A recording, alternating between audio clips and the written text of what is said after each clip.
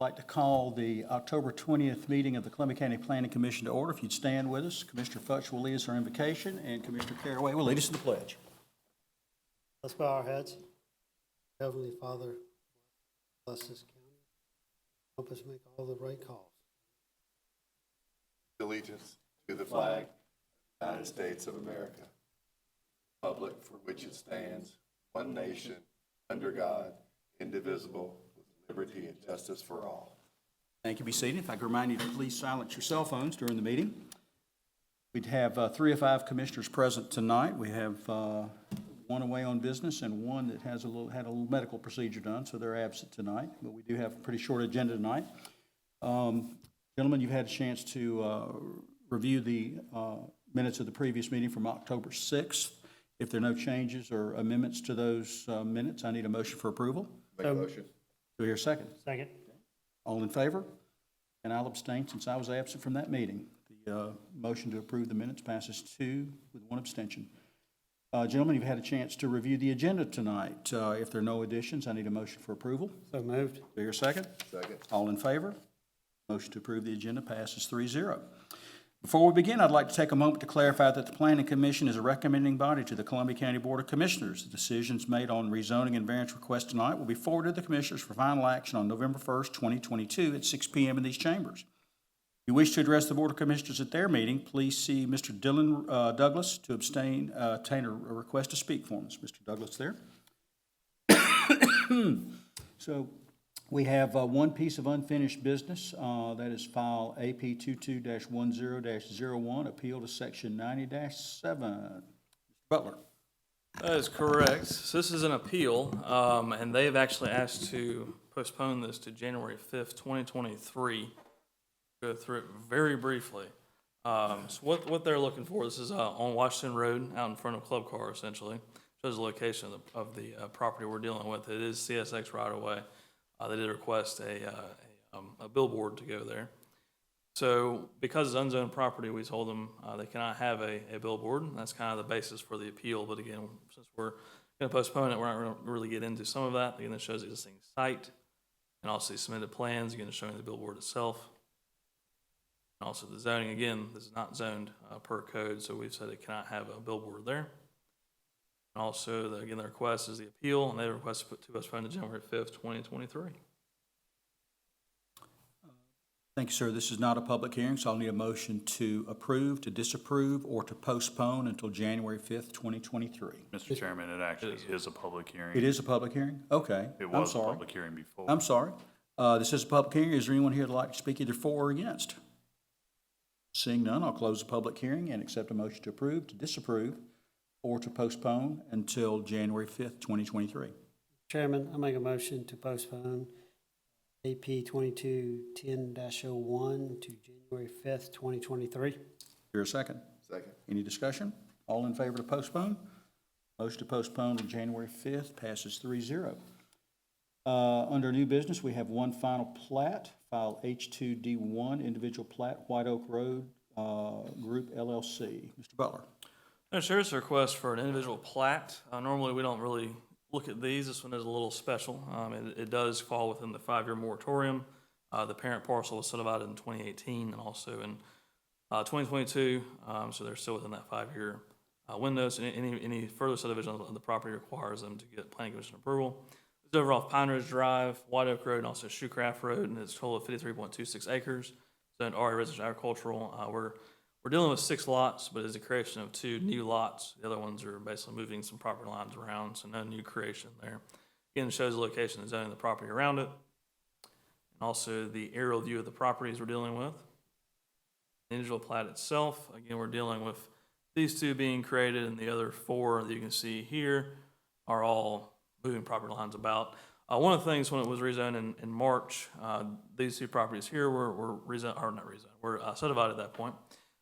We did mention that this is getting to the point where at some point they're going to have private roads or some other option to access some of these larger parcels here.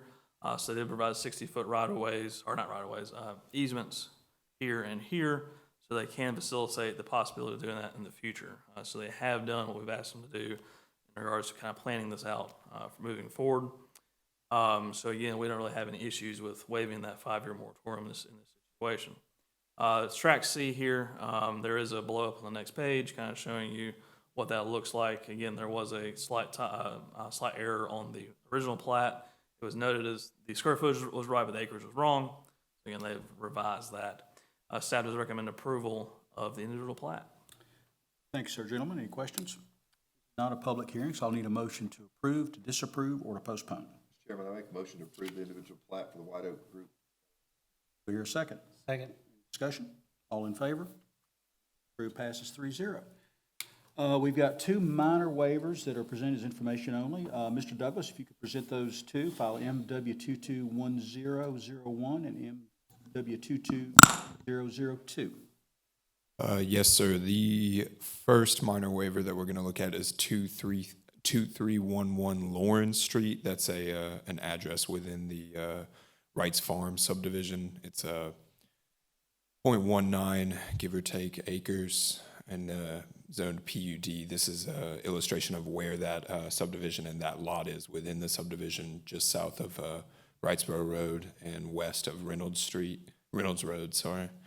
The minor waiver, if you look, this box near the top of the as-built shows that the 7.5 foot setback to the northeastern side of the property is going to be was reduced and approved by staff to be reduced to 7 feet, a 7-foot setback, as opposed to the original 7.5 original setback.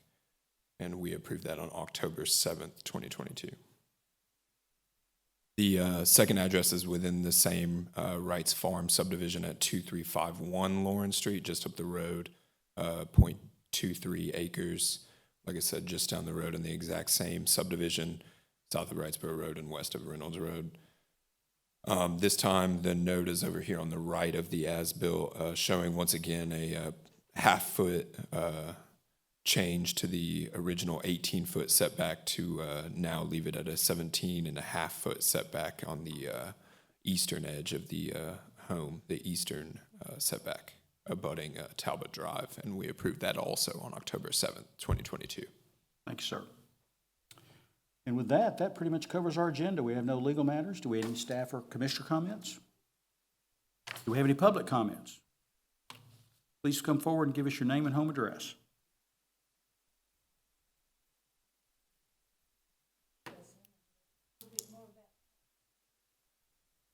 I'm Mary Bannon, and I live on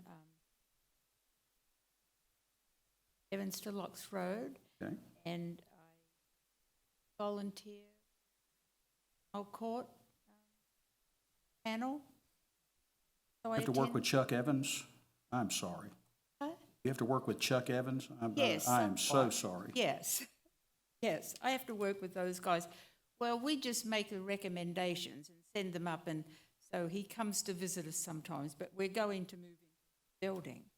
But anyway, as you can tell, I am a foreigner, but not really, because I'm American and Australian citizen. And I live on Fury's Ferry, on Evans to Locks Road.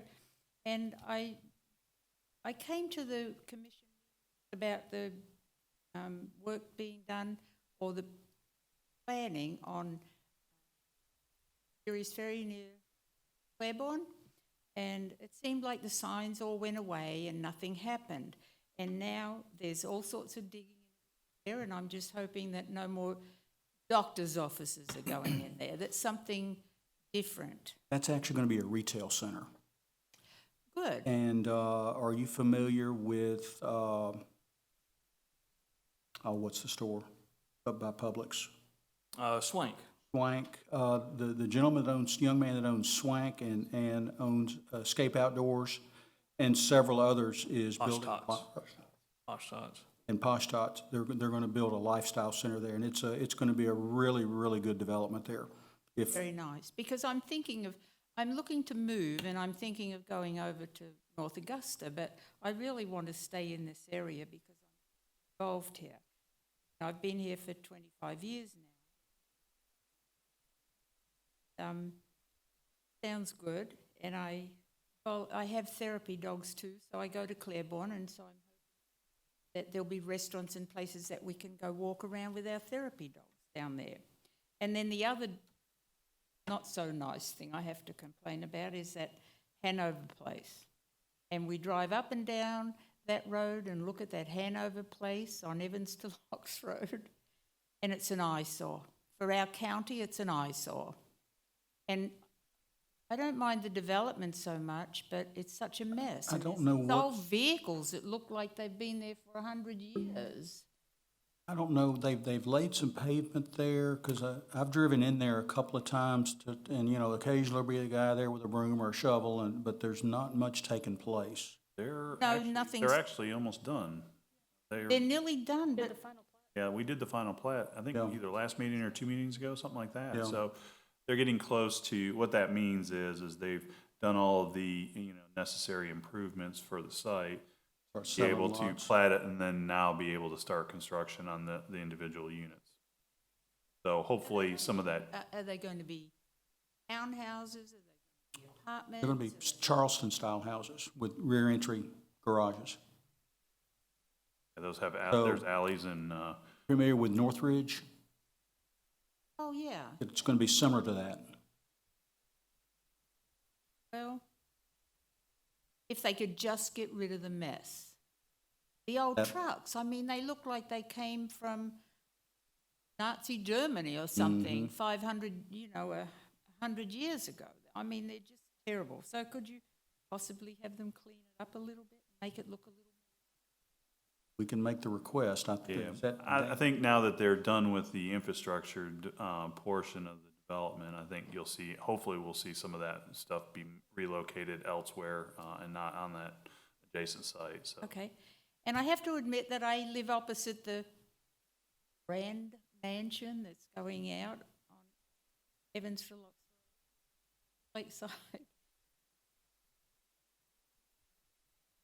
awfully slow, but it's going to be grand. The big mansion that you've rolled Stevens. But I'm not complaining about it. I can't wait for it to be finished, and thank you for letting me do it, and I hope that it improves our property values along.